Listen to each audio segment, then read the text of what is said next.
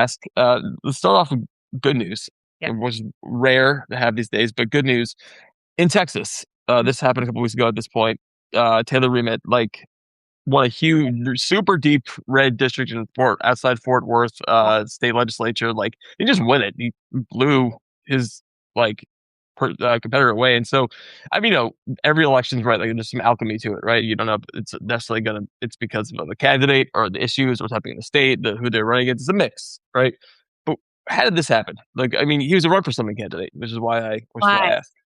So Taylor signed up with us back in 2019. He saw an ad that we were running to get people to run for office and was like, yeah, maybe one day. He's a veteran, he's a machinist, he's a union leader in his community.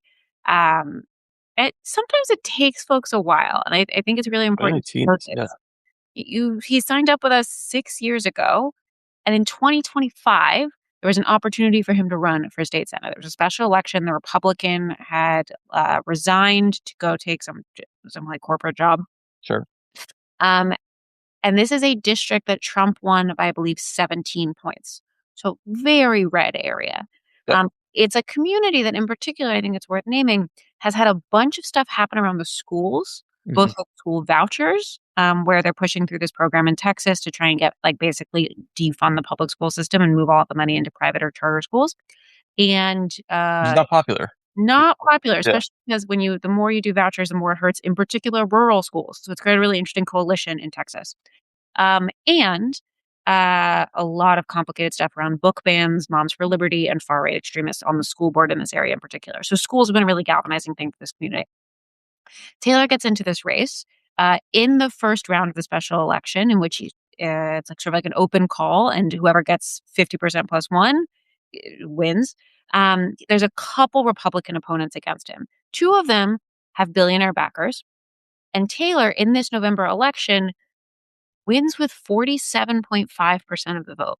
So barely 3 points shy, less than 3 points shy, just about, I guess, a little over 3 points shy, of breaking 50% and winning outright in November in a multi-way race. This brings him to the runoff in January, which is what happened on January 31st. Why are there January 31st Saturday elections in Texas? Don't know. Probably Um, so no one votes. And this is where it gets really interesting because his opponent is this woman, Lee Wamsgans, like Wamsgans from Succession. Right. Yeah. Lee is a corporate executive at Patriot Mobile. She's, I think, the Right. chief like comms officer. For those who are not familiar, Patriot Mobile is a cell phone company based in Texas that is run by a Christian nationalist that also runs a PAC that has been doing a ton of shit in school board races. Like they are Right. particularly trying to bring Christian nationalism into schools. It sounds like a parody. Like she runs Patriot Mobile. Yeah, Like that, being here in New York, you're like, wait, no, come on. it is like too on the nose. She ultimately raised and spent, I believe, $2.4 million in this election compared to Taylor's about 400 grand. For a state senate special election in a year where they don't meet. Hmm. He won 57% of the vote in January, I believe. 13-point swing, or 13-point margin. Like, this was not a small victory. No. This was a huge win in a deep red area where Trump had been, posting about it on Truth Social. Republicans across Texas and really across the country were engaging. This wasn't one where they were like, "Ooh, we don't know what's going to happen." And also, Right. state senate races in Texas are bigger than many congressional districts. Hmm.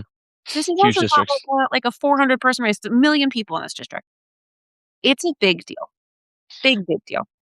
And so, I mean, it's like you said, it wasn't a race that they were like, oh, we just kind of snuck up on us. We didn't know about, it was low Mm. turnout. I mean, it was something that like they really prioritized. And so, like you said, Lee Wamsgams was, a Christian nationalist, made a lot of trouble. People who maybe don't love certain books, they just don't want their whole schools to be just like all culture war all the time. Like, so how much do you think it was her and the mess they made there, and then like Taylor as a candidate because he was a union leader, he was a populist. I mean, Mhm. there's that too. I think it's both. I think she really put her foot in it. She was not a good candidate. I think the school stuff, and Taylor talked about this, he was going to be the candidate for public education, which is a big issue in the state legislature because the voucher system is running through the state senate in the Yeah. moment. So talking about schools and talking about community, And I think he was really committed to being for working families in the area. Like, he talked about that. His team knocked, I believe, 40,000 doors in the district. Crazy. There's that number of people in Yeah, the so state senate district. he worked his ass off. He talked to everyone, and based on the initial, turnout numbers, it is quite clear it wasn't like he brought in some Democrats who had never engaged before. It was folks who voted in the Republican primary in previous years and then also showed up to vote for him. Like, he flipped voters. He did persuasion. He Right. gave people an alternative, and I think it is a leading indicator for what you're gonna see a bunch in November, where you don't have to necessarily have to be a Democrat, but we do not like the extremism that the Republican Party is selling, and if you give folks an alternative who is rooted in community, who speaks their, like, sort of figurative language, like, communicates it in a way that makes sense to their neighbor, they can win. And I think he was a great candidate at the right time against a real piece of shit. It's one of those things where I want to believe, and this is why I'm asking you and trying to learn because my personal biases will tell me, and maybe some of my experience, but I worked at Norfolk Union, and he's very much a populist, right? Yep. And so I think there's that theory that works, and I'm not going to say, oh, that's what everyone in Texas likes. I live in New York City, but I think there's an element of like that is a sort of we're seeing a lot of that from candidates, especially here in New York, Zorman on Donnie Ren on that last year as well. And so you feel like there's a shift towards that over the last year or so?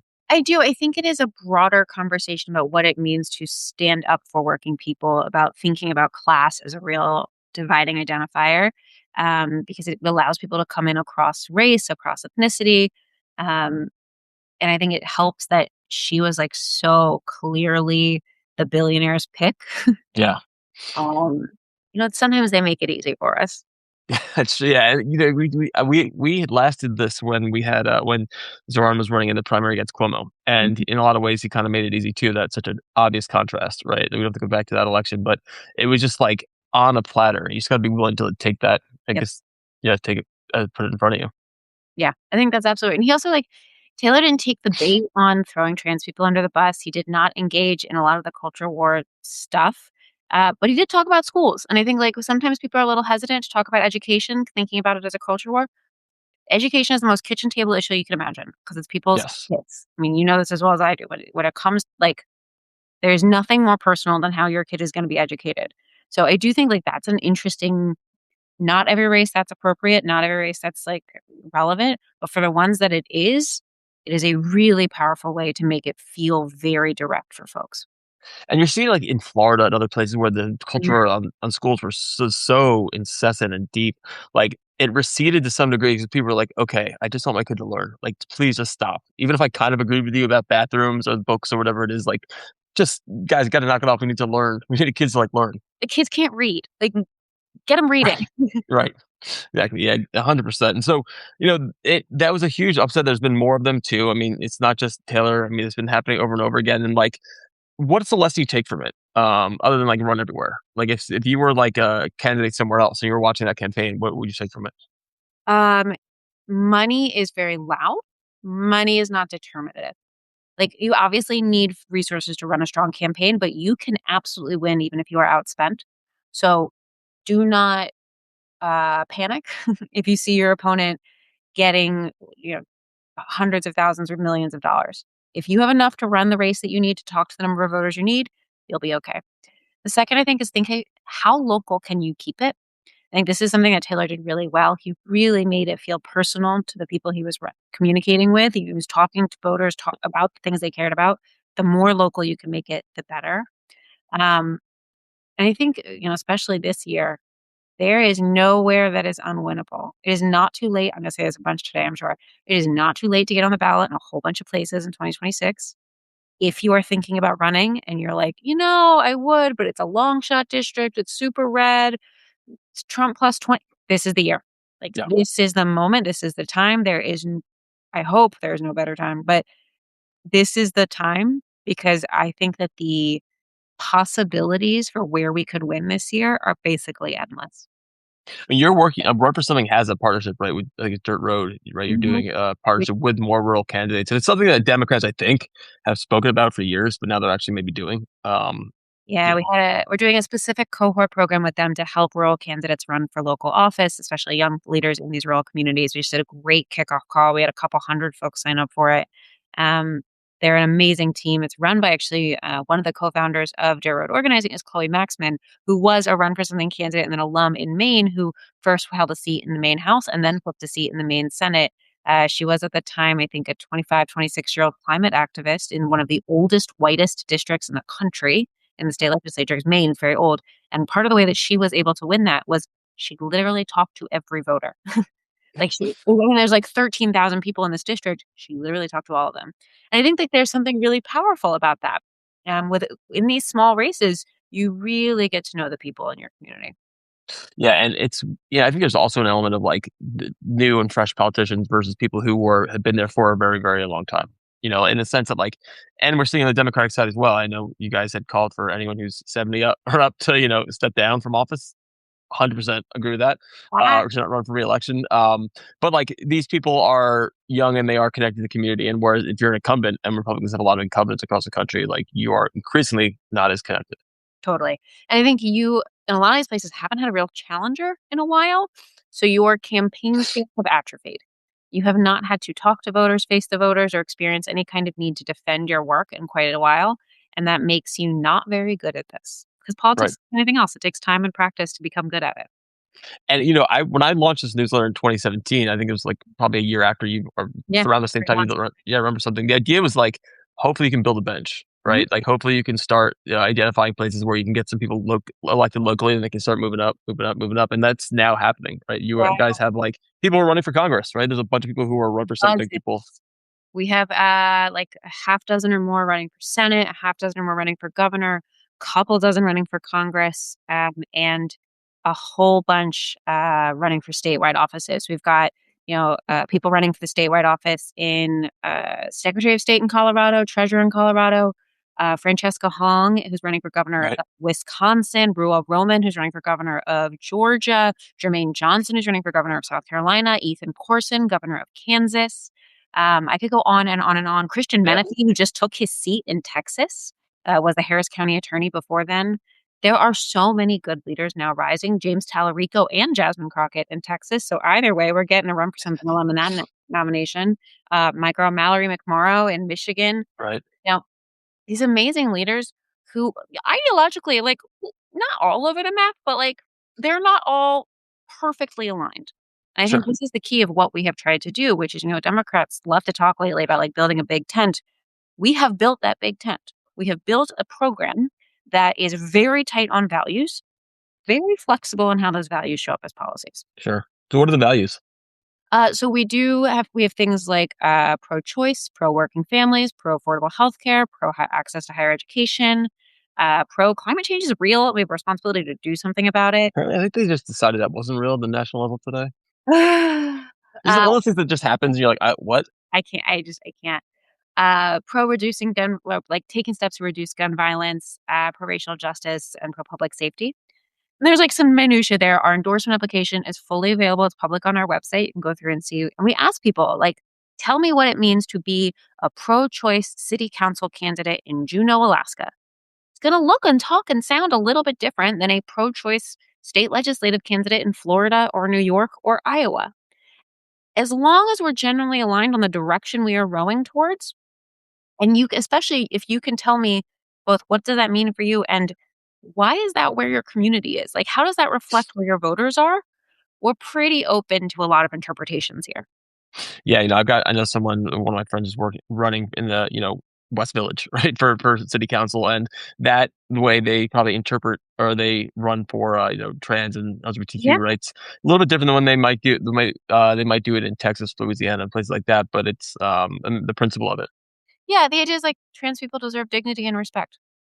We can all agree on that, and the way that you're going to talk about it or engage with it as a policy issue is going to look different no matter where you are. But we don't throw trans people under the bus. Do you get annoyed by a lot of the pundits who like suggest things like that when you see it at the end of when you see like op-eds after an election loss, or just, I mean, all of last year was that kind of debate, and like you're looking at things on the ground. You're talking to people like in reality, not just online. Like you're touching grass, you got hands full of grass. So does it annoy you when you read things like that? Well, it's just like it's so divorced from how people experience politics. Like, I mean, you know this, isn't I'm sure so many of your readers and viewers tonight know this.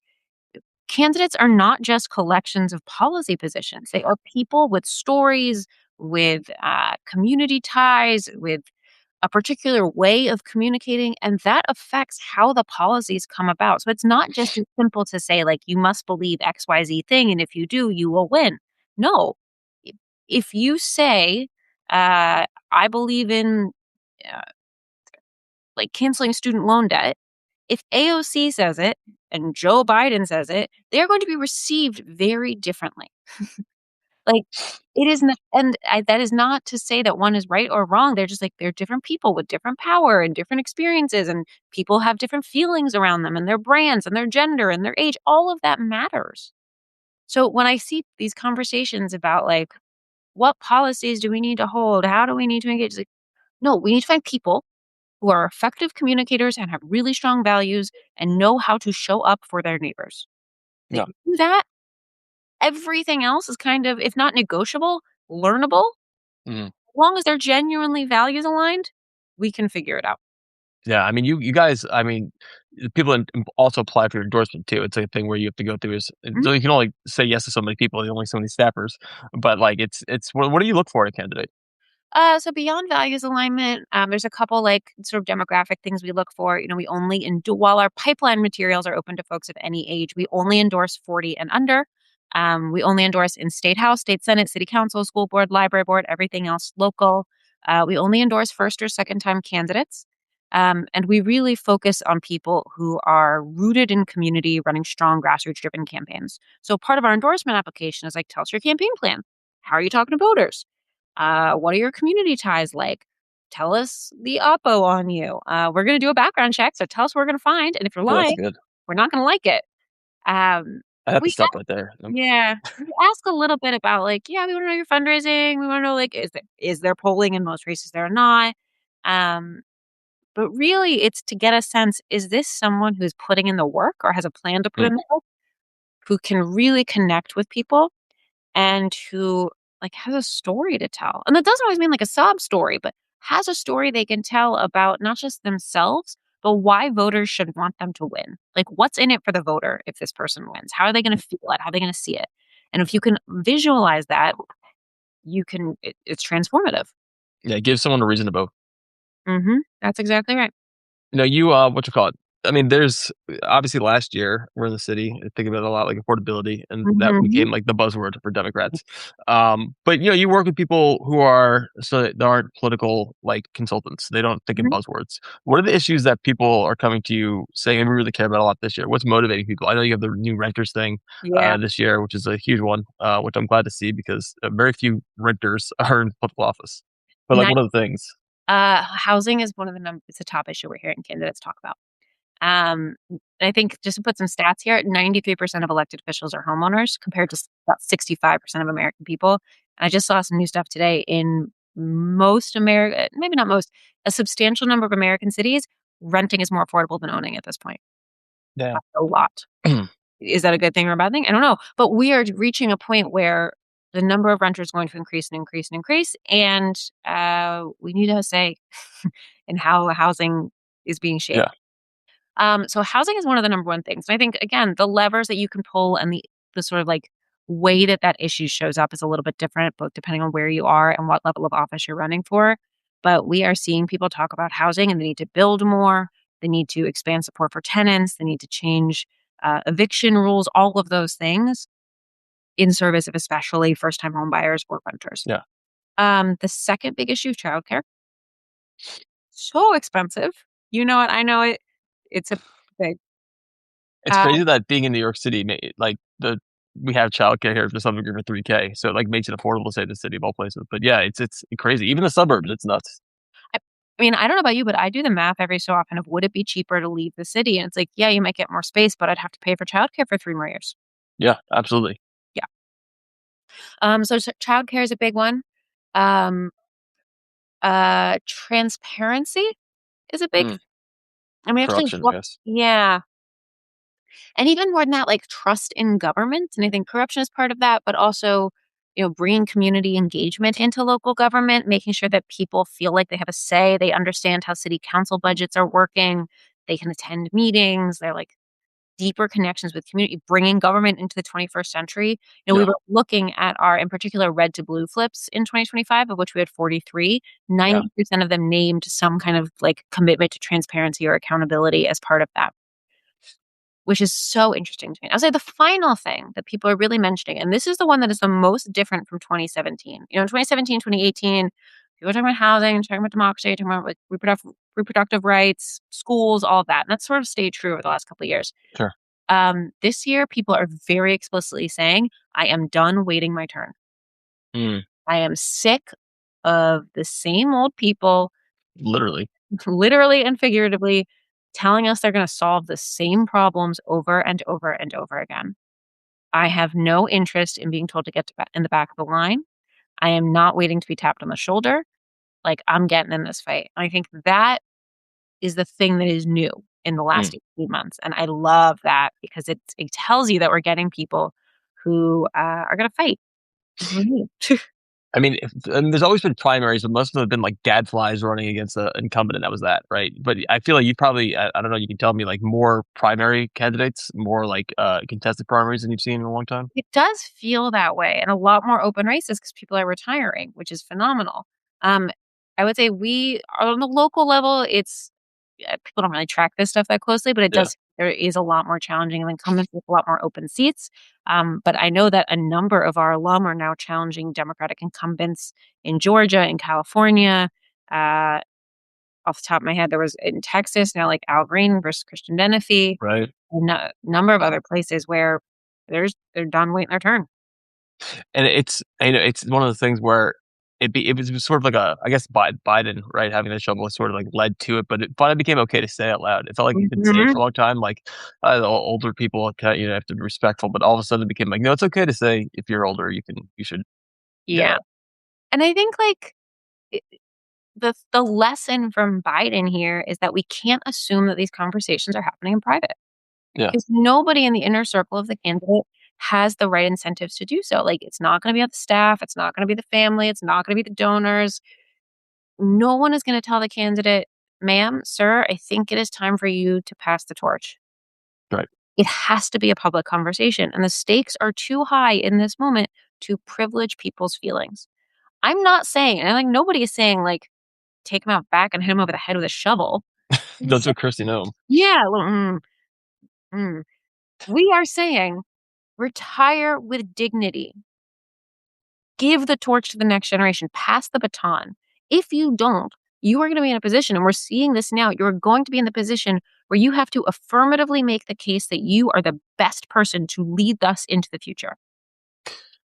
One I of the don't interesting think that's fun. No, one of the interesting things you guys do down ballot by that being like state, local, county, but like from what I read, one of the biggest signups periods you had was after Democrats caved on the congressional level in Yeah. terms of funding, and like that kind of speaks to people's frustration and waiting, I guess. Like, tell me about that because I know there's two big moments, right? When Trump won, when Zoran won the primary, then when Democrats caved, like those people rush in. Yeah, it was those 3 moments plus the first big wave of Doge firings where we saw laid off federal workers or people feeling sort of unstable in their careers come and say, "Maybe I wanna run for office." I think each of those has a slightly different flavor. Like, right after the election, it was folks looking to the future sort of in shock, or if not in shock, like, committed to a path forward. The Doge firings, again, that's federal workers. The Schumer folding on the shutdown is, "Fuck the Democratic Party, I'm gonna fix it Yeah, myself." And Zoran winning, which was actually our biggest, like, concentrated organic surge almost ever, was, "If he can do it, I can do it too." And I think yeah. that's my favorite kind because that's the kind that, like, is people who never saw themselves in elected office or in leadership or didn't think it was possible saying, "Oh, maybe it is." Yeah, this idea that like they're inspired versus outraged. Yeah. And that's my favorite kind. Yeah, it's definitely one of the few nice things that happened last year. Yeah. Um, in terms of like, so one of my good friends lives in Minneapolis, Mhm. and so he's obviously dealing with everything that's been happening there with ICE and whatnot. And I think he feels like there's been little help from even like local and state government. Like I mean, we can talk about what can they do versus what they can't do, but like, do you feel like that when you see in Minneapolis, I think they're going to go to Pittsburgh soon and whatnot. Do you get a surge there of people who feel like their elected officials aren't helping? I haven't looked at the numbers. That's a really interesting question. I will say that we have a bunch of city council alum in Minneapolis, and we're tracking our alum Yeah, pretty closely.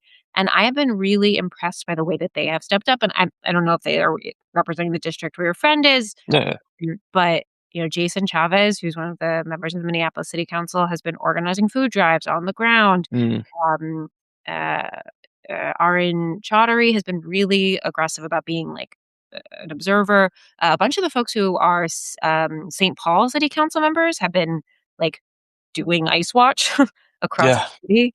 Um, and I think it is interesting to me in particular, like it's a lot of young leaders of color who are really both putting their lives and themselves on the line here in a way that is really inspiring. Could they be doing more? Sure, everyone could be doing more, sure, of but course, yeah, yeah.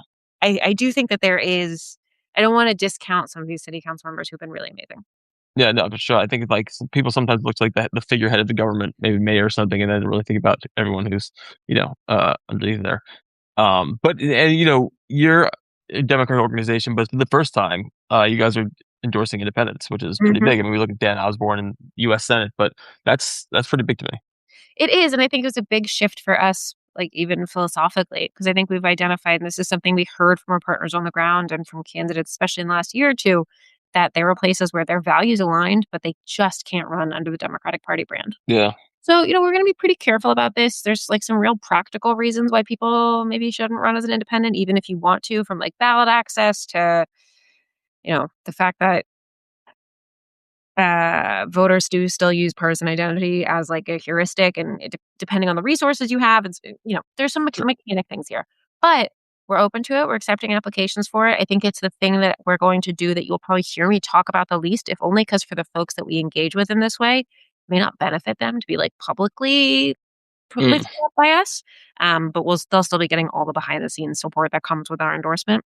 that's interesting. Yeah, Yeah, and I think for us, we are really mindful of the fact that uh, every community is gonna be a little bit different, and, I do think this is one of those, things that if you are, like, a pundit necessarily, you sort of mention, like, "We should run more independents." It's like, your definition of independent and, like, most people's definition of independent, not the same.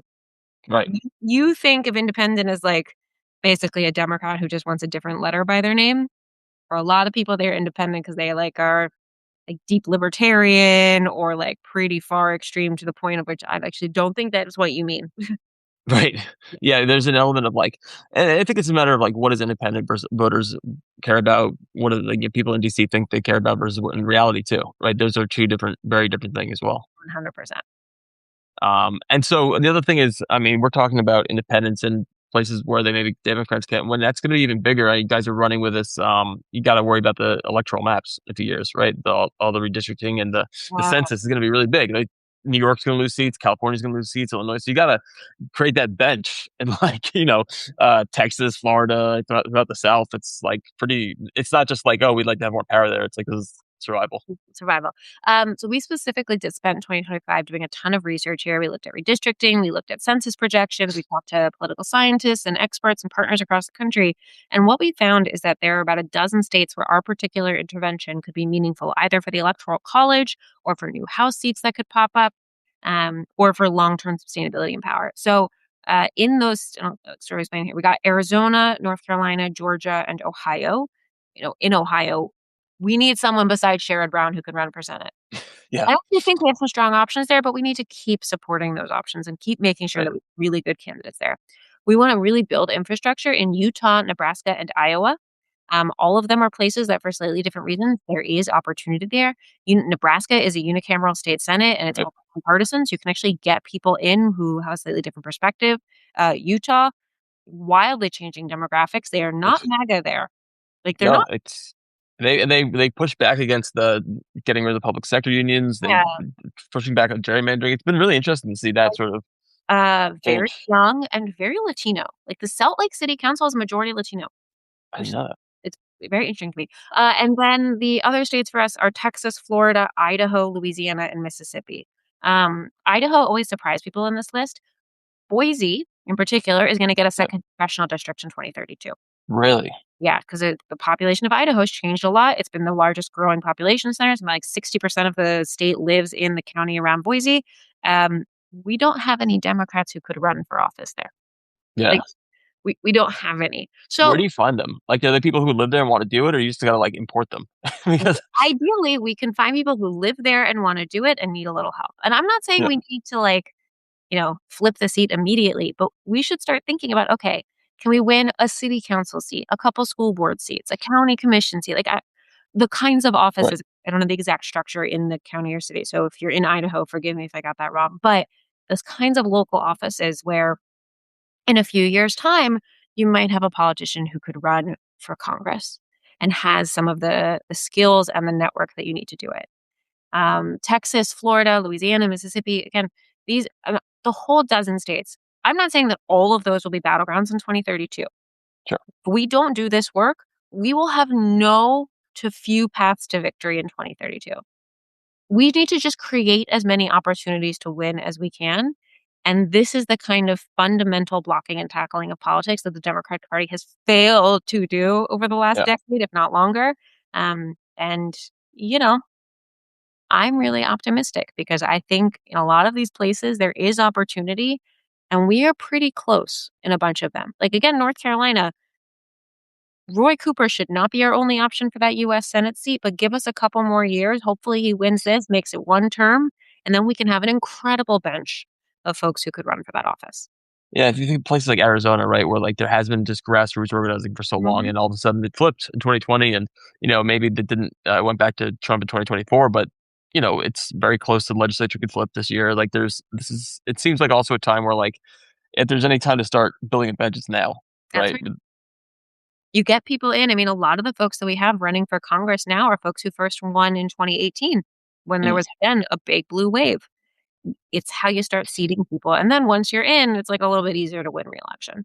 right. So people love like finding like the next, I don't know, AOC, the next big person before it happens. Like, obviously, it's your job. Like, who's? I mean, I'm sure you're gonna say like everyone, but like, who do you really like? Are you excited by? Are there certain candidates you really think about this There's year? so many. Just because she's top of mind since she just announced Nithya Raman, who's running for mayor of Los Angeles against Karen Bass. Yeah. Yeah, is a city council member, two-term. She flipped, I believe, Kevin De Leon's seat in the city council after he had to resign. Well, he decided to keep running, I believe, but Right. Yeah. Just a scandal, little snafu and with some aggressive racism. yeah. Then the establishment did not like Nithya's leadership, so they tried to redistrict her out of her seat and make it really, really hard for her, and she won anyway. She is a fierce advocate for affordable housing, a incredible advocate for the homeless community there. And she's just like so principled and so sharp.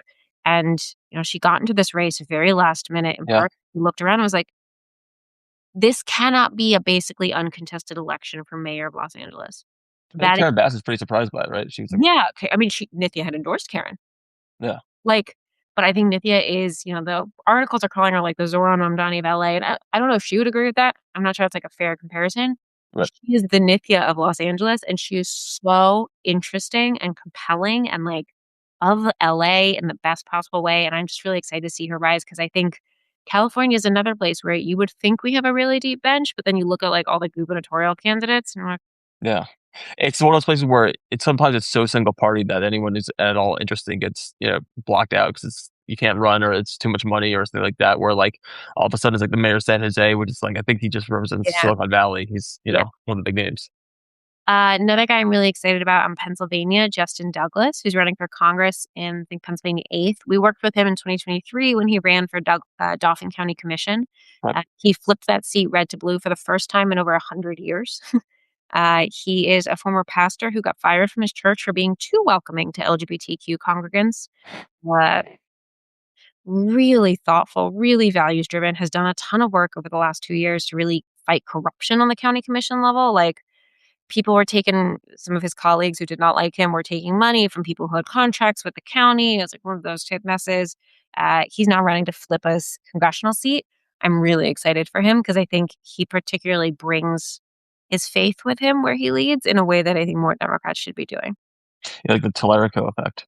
Yeah, so James is another really good example where like it's a story driven by faith. and by morals and by virtue and by grace. And, it's not my faith, but I find it very moving. And I've spoken to him a few times just for different stories, and I'm always just amazed by how earnest he is. And I'm Hmm. like, I'm not used to that. Like, I'm a New Yorker. I'm like, wait, you really mean what you're saying? Okay, cool. They totally, and like, this is one of the things, Justin is like this, James is like that.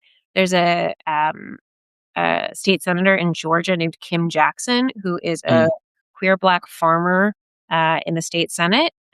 She represents like a pretty rural district. Uh, she's a pastor.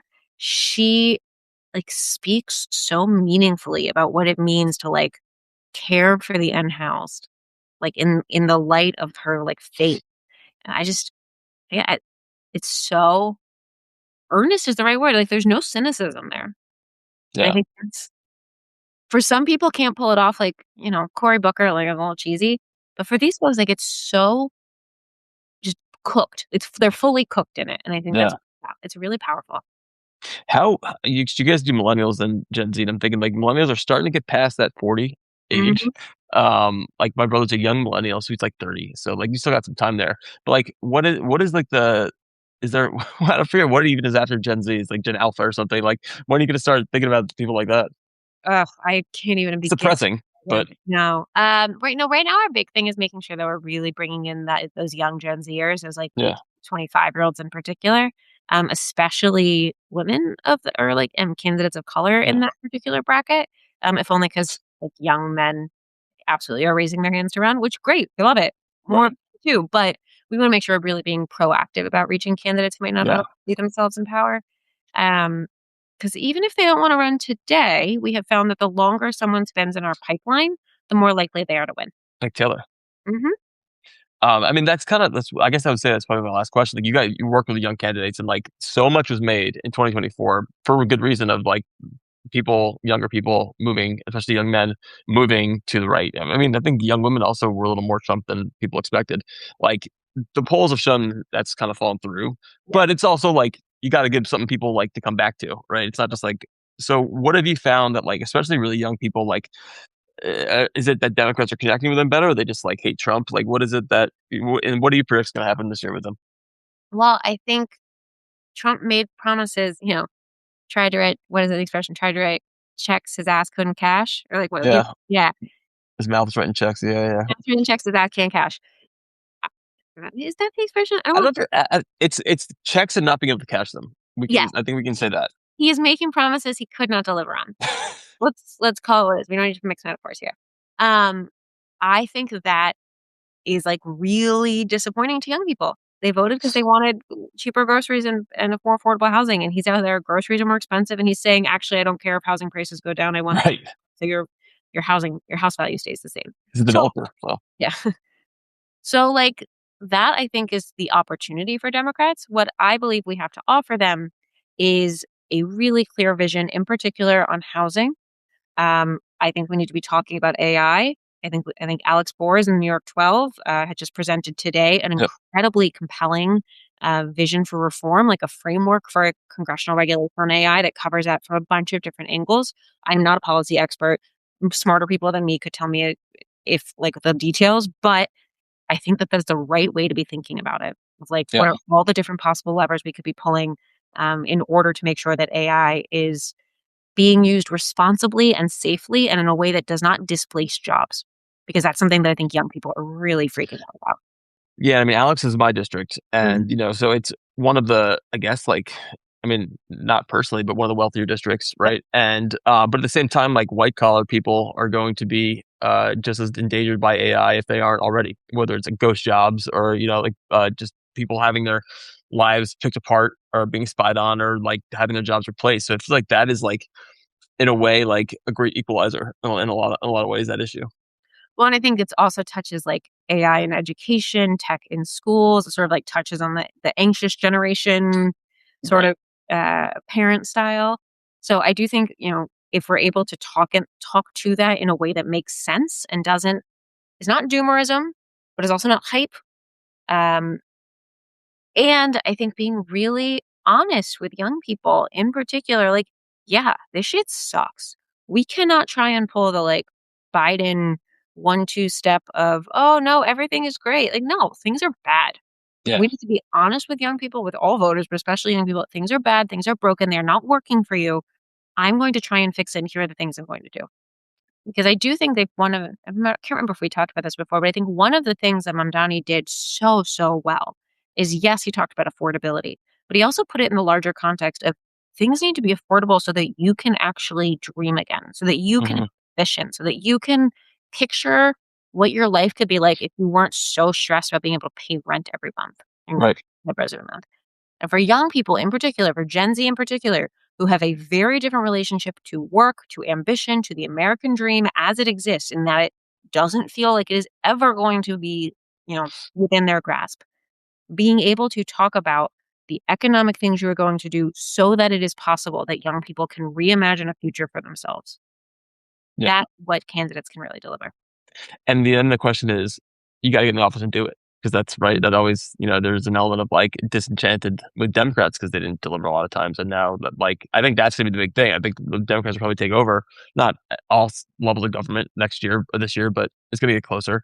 But then it's like, all right, you got to actually deliver on it and not do the quarter Well, measures. and this is why one of the things I think, we all have a responsibility to do, everyone watching and you and me, is make sure that the people who are the loudest possible megaphones are the candidates who can actually do stuff if they win. God bless United States senators and members of Congress, but even if they win, the best they are possibly going to be able to do is accountability, oversight, and I guess judges in the Senate. Right. Maybe they'll be able to pass legislation and then force Trump to veto it. But Yeah. they're not going to be able to govern in a meaningful way. That'll be harm mitigation. Lots and lots of hearings, I hope. And I don't know, maybe like public executions or something. You know what I Yeah, mean? no, I think that'd be good. Some like gallows. I think we can do that. Sure. If you are talking about elected officials and candidates who can promise shit that they'll actually be able to do in a relatively quick way that people can feel, we're talking mayors, governors, city council members, state legislators, county commissioners, school, like the more local we can be, those candidates should be as amplified and as supported as possible, because we want people who show up because they are really excited about their mayor or their governor or their state legislator. And they're also going to vote for the member of The Congress. reverse coattails, as you Right. guys call it. Because this is the year where we need that to be the case. Because if people are showing up because they're like, oh, my member of Congress is promising, you know, Medicare for all. We're not going to get Medicare for all until we have a Democratic president, if ever. Right. So that's not to say we shouldn't talk about it and try for it, but in the next 2 to 3 years, we need to promise things that we can do so that we can rebuild trust with voters. Because I do think our trust deficit with voters is huge. 100%. I've got one tip. If there was a candidate who talked about dental insurance and making it actually work, that would get my vote in a second. Seriously. I mean, and that's the sort of thing you can do, right? That's the sort of thing that you can. There are some things like that sort of thing where maybe you don't think a lot about it, but especially on the local level, the issues matter more. well, talk to me about summer camps for kids, or aftercare, or I don't know, any of these things that make life so talk to me about snow plowing. Yeah. Tell me the stuff you're gonna do that makes Availability of for parking Yeah. spaces if you live in the city. Mhm, mhm. Yeah. Yeah, that stuff feels small, but it's the things that make life more or less annoying or delightful. Yeah, and there's that rage quotient where people maybe are a little bit less outraged all the time if their lives are a little bit better. Yeah. On the ground level. That's right. Be nice. Well, well, you're gonna get us there, and you're the kingmaker, I think. Take it. Thank you. How do people find Run for Something? So you can go to runforsomething.net. You can chip in a donation, 5, 10, 20, 20 million, whatever. We'll take it. You can also run for office. Again, it's not too late to sign up in most places for 2026. It's definitely not too early to get started for 27 or 28. You can go to runforwhat.net to look up where you can run near you. And I am just yapping all over the internet on any platform all the time. Tell me to log off. No, please don't. Makes you feel better about being on all the time. Good. Both of us can be losing our minds slowly and surely. Sounds great. Well, thank you so much for doing this. Thanks, Jordan. All right, have a good one. Bye, y'all.